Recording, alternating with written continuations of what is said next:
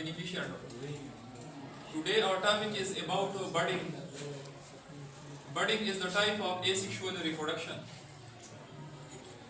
It is called as asexual reproduction because in this process the new organism is formed without the fusion of male and female gamete. Basically, bud is an outgrowth which arises from the surface of the cell. Cell mean yeast. मैंने आपको example दिया है किस चीज का?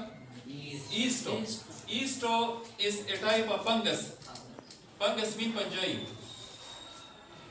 The process of budding is mostly occur in a special type of fungus. So its name is ईस्टो.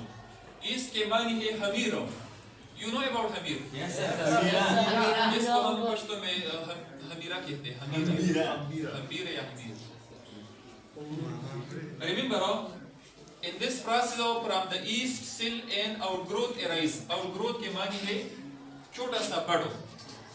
एक बड़ की तरह outgrowth होता है जिसको हम कहते हैं बड़ो. Bud basically is an outgrowth which arise from the surface of the yeast.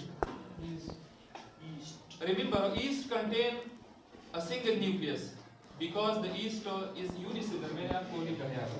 Yeast is unicellular organism. They contain a single cell and a single nucleus, just like this one.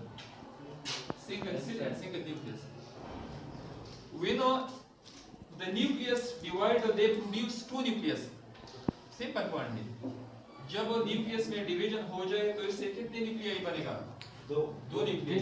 एक nuclei तो already yeast में पहले से मौजूद है, लेकिन दूसरा nuclei कहाँ पर जाएगा? Bud में.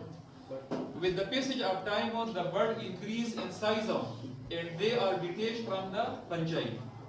This new bud again produce the new fungus. So this process is called as budding.